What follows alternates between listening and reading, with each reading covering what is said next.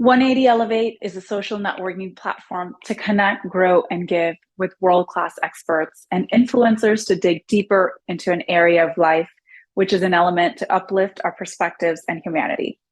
Welcome to our fall season, where we honor the themes of agents of change, leaders from different realms of life and industries that have combined their passion and purpose to define to be the change in the world they wish to see.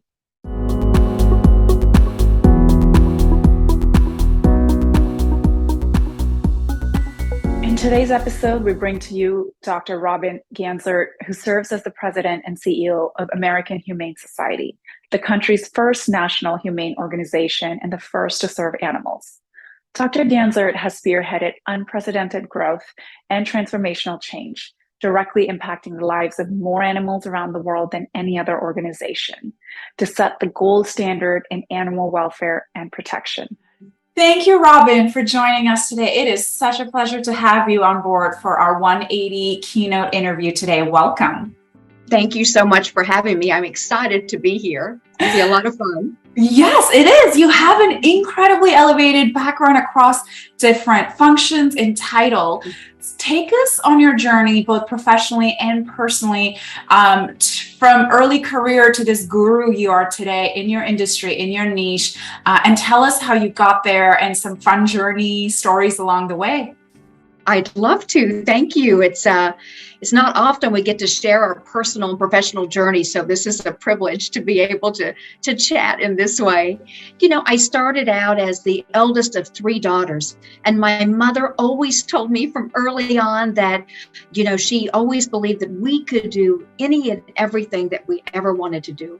And that permission really that she gave us allowed all three of us to really shine in our own space. So when I was in school, in college, trying to decide what I wanted to be when I grew up, I thought, well, I can be anything and I can be everything. And that was really the most sage advice my mother ever gave me. So I started out and I started studying something that I knew could get me a good job right out of the bat. And that was business and accounting. And I went on and did that at the university. The university was so gracious to in turn pay for my master's, and they paid for my PhD studies.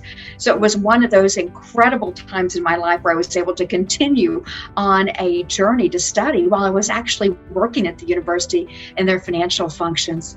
And then after I finished the PhD, I had one of those very special people in my life pick up the phone and call and invite me for an incredible opportunity to create something very new and novel, to join what was then Wachovia Bank and to create a philanthropic think tank, which was my PhD study space, actually in the bank, to serve nonprofits around the country and indeed some international nonprofits, and to be able to create a philanthropic think tank to help their clients give more and to do more. And I thought, what an incredible opportunity for me, who studied the financial function, worked in the university, to be able to take all of that skill set and really help people create their legacies.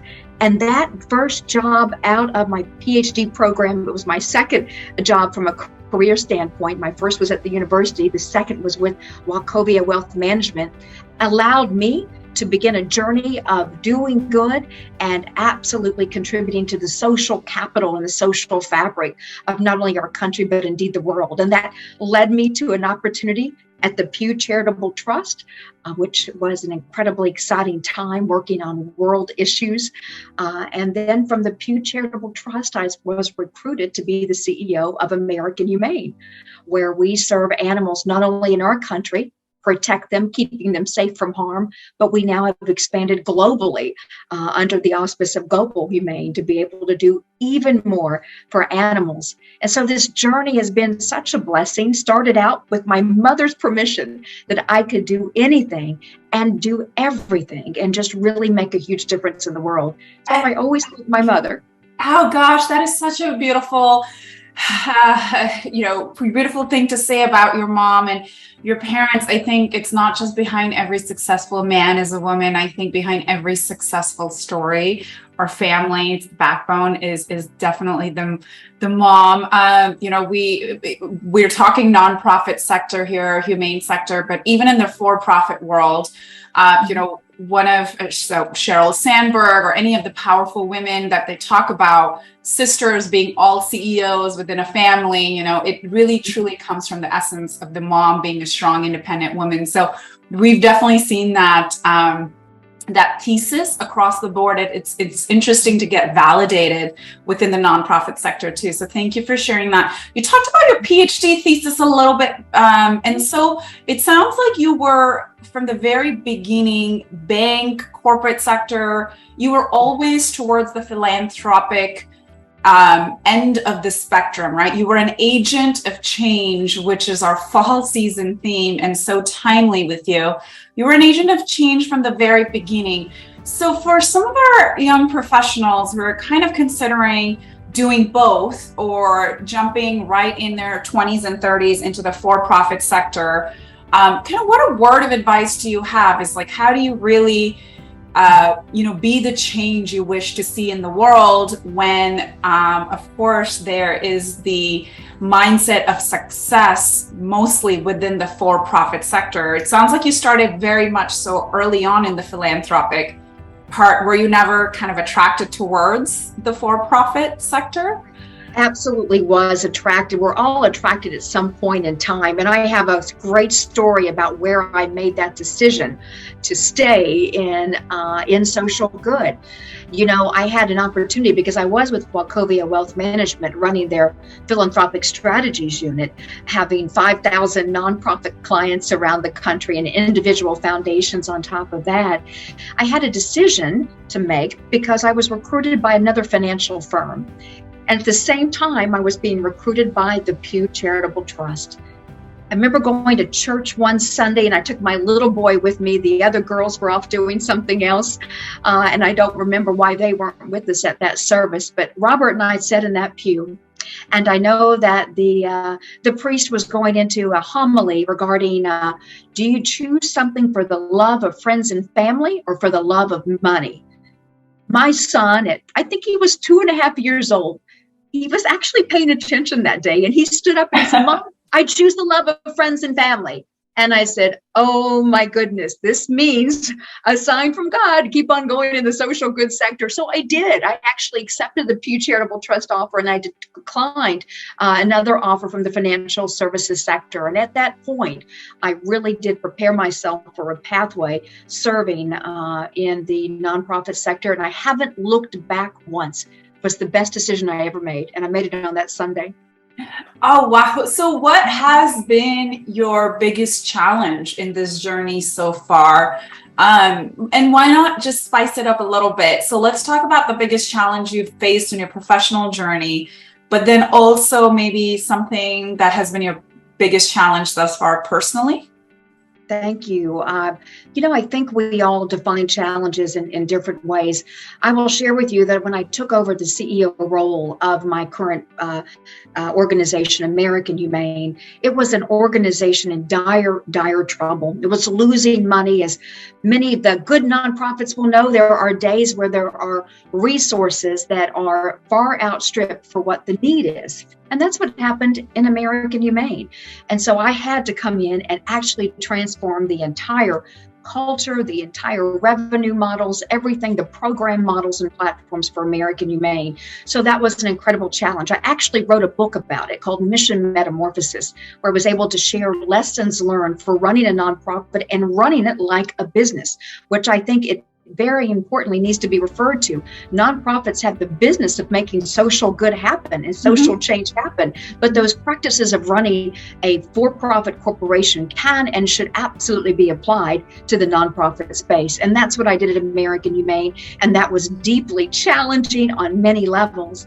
But there's another story too, because my life's devoted to protecting animals, and I found myself in the bush in Africa for a couple of months right before the pandemic. And I found myself stuck in a safari vehicle in the middle of Rwanda in a national park. And that night was transformative on many ways because we were absolutely in danger. We were attacked by hippos, and we survived. We absolutely survived to tell the tale today. And that very moment of being in a life-threatening situation was a growth moment for me in so many dimensions. It's very hard to put words around it.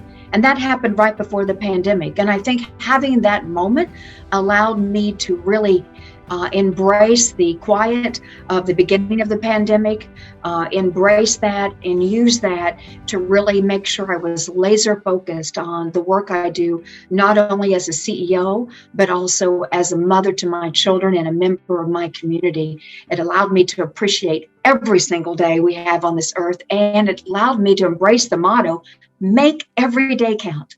And that's gratitude attitude. What a beautiful attitude. And, they say that fear definitely has two meanings in life, right? Forget and run, or face everything and rise. And it sounds like you did the latter. You faced that fear, took that challenge, converted into an opportunity of learning and growth. And that's the key trait of leaders we've interviewed, we've seen across the board, is they're not looking at a challenge as what it is, but rather an opportunity to learn and grow and pivot and get to the next phase in life in a more successful manner. It sounds like from that personal experience, you definitely did that. I would love to take a little bit more of focus on your key learnings from the book that you wrote, because it's going to be probably fascinating, almost like a mini masterclass you can give us today about how you made that change within American Humane Society. What were the key learnings, if you were to give us a Cliff Note version of your book? And then also, now the world is global. Tell us how you maybe, the third part of that, sorry, too many questions, but is how did you globalize the efforts of American Humane Society? Probably all these things are tied, so we'd love to hear your perspectives. Well, thank you. And first and foremost, when I wrote Mission Metamorphosis, I wanted to use it as a guide for those leaders coming into the nonprofit space to embrace accountability, embrace the loyalty to mission, embrace excellence in work, and embrace the need around a good financial compass. And importantly, to embrace the work with moral courage. And all of that was a story of how we remade American Humane. I brought to this organization core values that I've seen work well in the nonprofit sector. And that is loyalty to mission, dedication, excellence, and importantly, accountability. And accountability to me is love, particularly when you love being in a social sector, in a nonprofit sector. You have to be accountable to your actions, to your successes, and learn from your failures and make that part of the culture. And we did that at American Humane. So my masterclass is summarized in one word: culture. If you drive a successful organizational culture, then you can see a transformation happen and you can be incredibly successful. And you too can achieve successful mission outcomes. If you don't have a good culture, a culture that embraces accountability, excellence, loyalty, and I also added in our culture compassion and love, because we are the leaders in the compassion movement. Yeah. For us, it's very important to stick to a very strong organizational culture that defines our programs and our parameters, and certainly defines our success. So that's very important. And then I think about our global expansion. After we were able to stabilize the ship about a decade ago, that was when the time we could look at what was needed for animal welfare, what was needed to protect animals, not only in our own backyard, but indeed around the world. And that's when we launched a global expansion effort. It started with our movie business. You know us already through No Animals Were Harmed. Well, the movie business was already expanding globally. We were working in 20 different countries supporting the entertainment industry and ensuring that animal stars had a voice in those productions. So we naturally took that platform and made sure that we enriched it. We invested in veterinarians, not only in America, but around the world, to serve wherever an entertainment production was, where there was an animal star. We wanted to make sure we could staff that and be there for them. Very exciting work. And then we expanded our farm program. We were the very first to certify the humane treatment of farm animals. we're really proud of this program, and it now works in other countries, especially in South America. We're very proud of our expansion there. And then we dived in and we went headfirst into the space of conservation, because the real crisis facing animals is the biodiversity crisis and the crisis of extinction as we face the sixth mass extinction.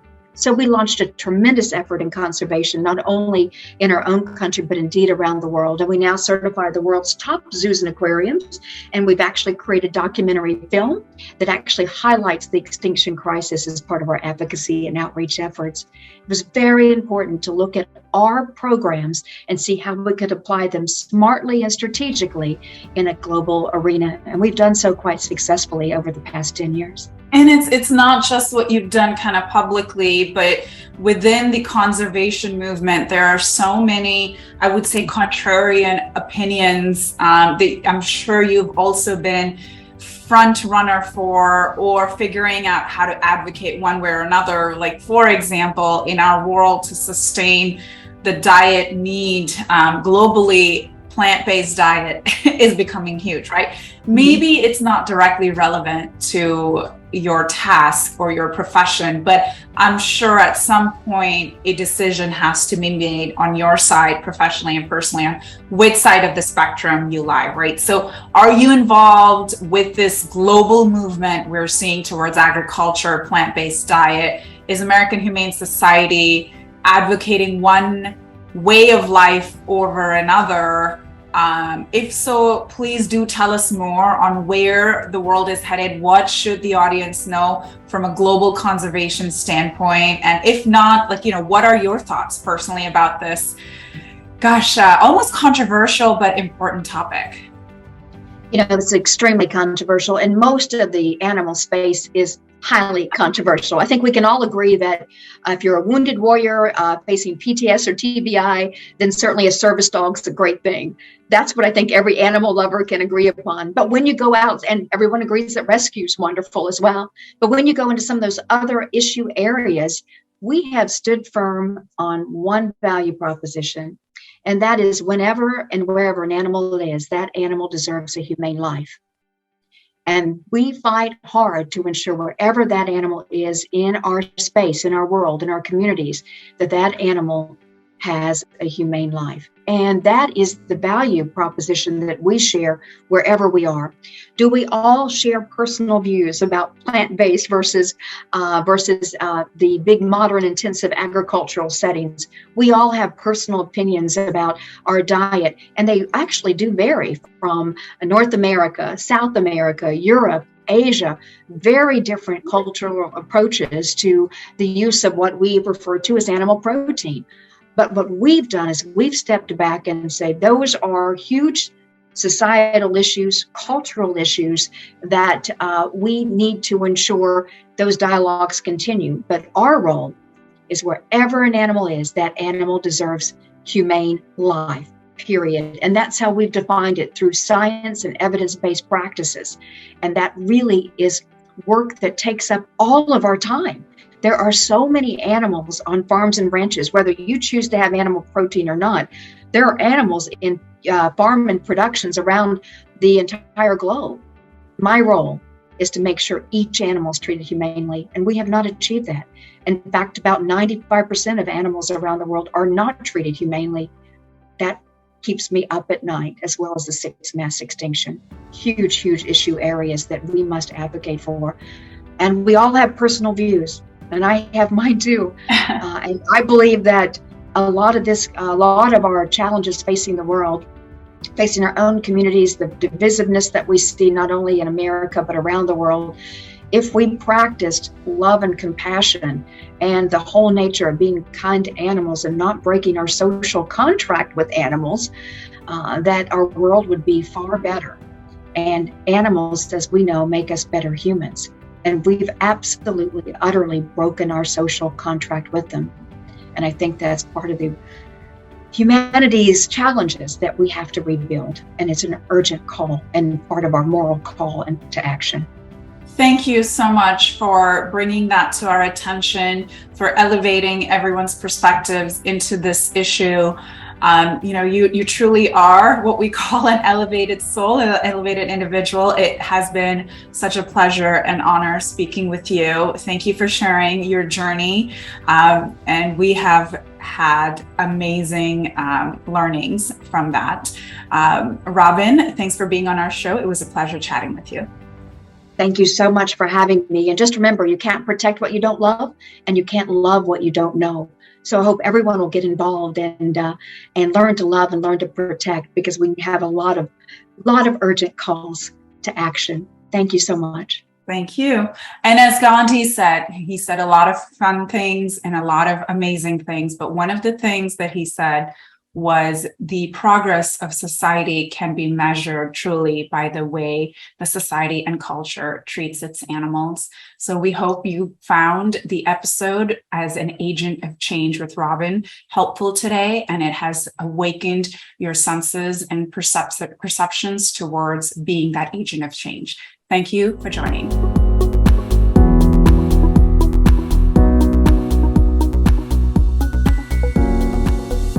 My name is Dominique Side, and I am joining you from the beautiful Vegan Face Studios in Houston, Texas.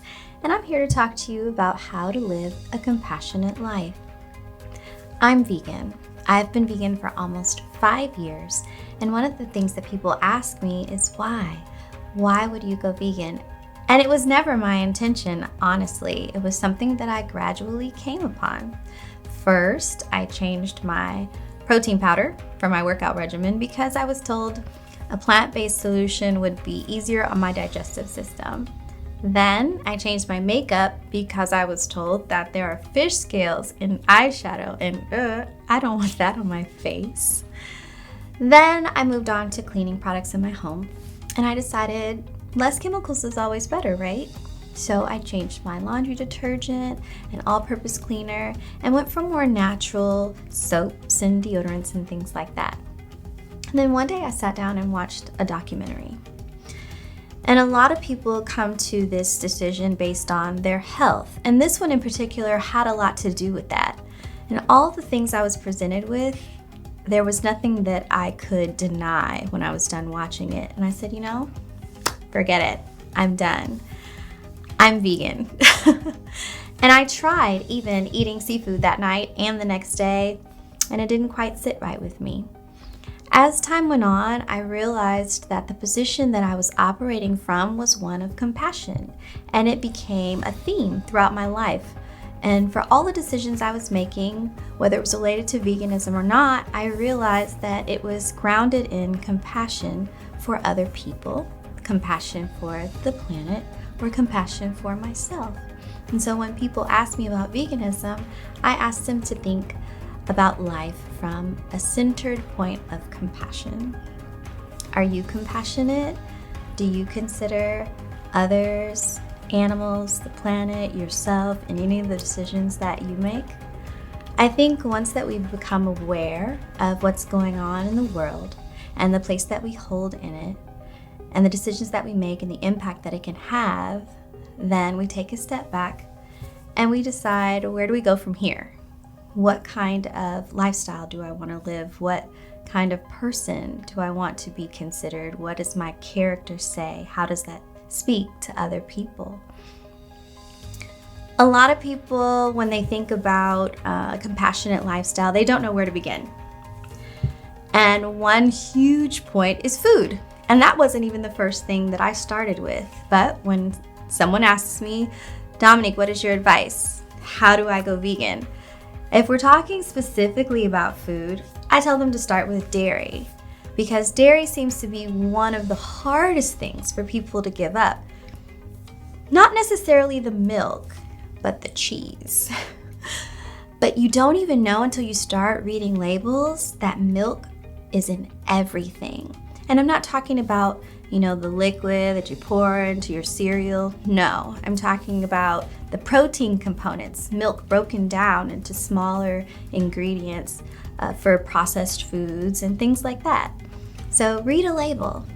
You never know what you're gonna find. And it's gonna seem ridiculous, all of the things that have milk in it or milk derivatives in it. And oh, that cheese. it's got an addictive quality, like scientifically has an addictive quality. So if you take a break from it for about a month, because it takes about that long for dairy to exit your system, then you can work your way into appreciating vegan alternatives. There are so many different brands and so many different ways to use it. It's amazing. One of the other things that I tell people about transitioning is if you decide to make the meat not the center of your plate, and you reduce the percentage of meat every single time you have a meal, then eventually all of the plant-based foods will take over. And some people ask, aren't you missing out? Don't you miss, meatloaf or, I don't know, boiled seafood, or any of my favorite foods like steak was definitely a favorite. And I just don't, because one of the things that I realized was it's about the seasoning, it's about the sauces, and it's about the texture. Because no one eats plain chicken. That's gross and bland. So I find alternatives, something that can mimic the texture. I'll season my food a similar way and then achieve that taste that satiates whatever craving I have, and then I'm good to go. And at the end of the day, I'm not concerned about the energy transference, what's on my plate and what I'm putting in my body. So when you think about what animals go through from start to where they end up on your plate, it helps to dissipate the cognitive dissonance that people operate in about their food. Where does it come from? Well, yeah, as adults, we understand, cow comes from a ranch, or milk comes from a dairy farm, but how are they treated? And what actually happens to them to make it to where you get to enjoy the food that you've chosen to eat? I tell people, if you really want to know, there are several documentaries that you can watch. There's lots of research. The internet has endless amounts of information that you can get lost in, but it shouldn't even take all that. Because if you're operating from a space of compassion, then I'm sure you can guess what actually goes on.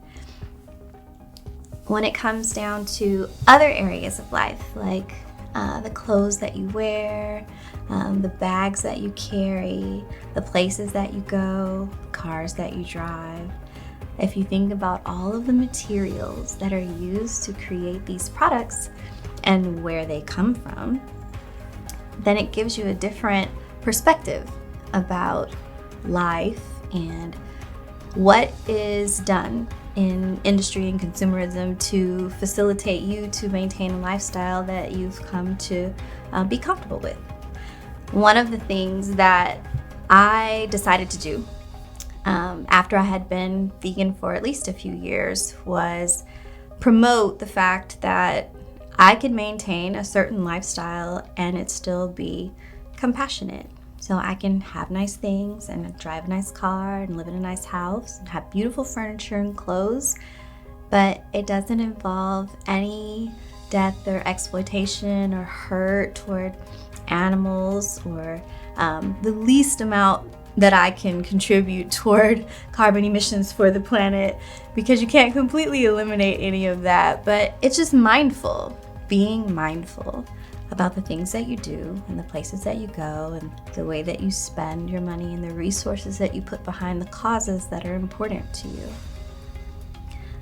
There's another aspect, I mentioned about energy transference, and for me, one of the big reasons why I continue to be vegan is peace.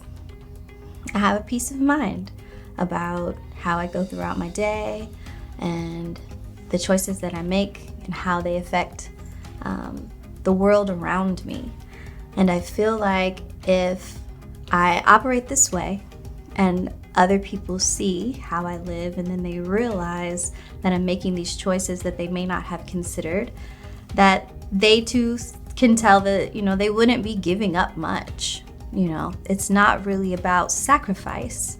I experience more abundance now than I ever have, especially when it comes to food, because there's so many more plants out there that I have discovered since I became vegan that I had never heard of in my life and probably wouldn't have even been that interested in, because everything that I ate revolved around the same 5 items over and over and over again. But where is the adventure in that? There's a whole world out there to discover, and you can do it thoughtfully. If you're considering making a transition to veganism, or even taking on a new perspective in life from a compassion-centered place, then I'm here to help you. I have a consultancy called The Luxury Vegan, and our whole mission is to help people shift their mindset to one of compassion-centered. So you can find me on social media at VeganBaedom, VGNBAEDOM, on Instagram, and you can find me on Facebook, Dominique Side, and send me a message. Our website is theluxuryvegan.com. You can go there to sign up for a call with me, and we'll do a consultation and figure out what your next steps are.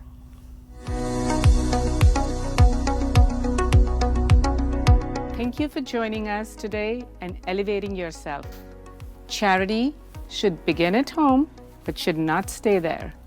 At 180 Elevate, it is our honor to support local and global philanthropies which make an impact on the lives of our beautiful children and the world in of itself. What would this world look like if we all felt cared for? Let's co-create that new paradigm. If you would like to consider joining our philanthropic mission, please consider donating at 180elevate.com. And next is just a glimpse into one of the many philanthropies our organization supports.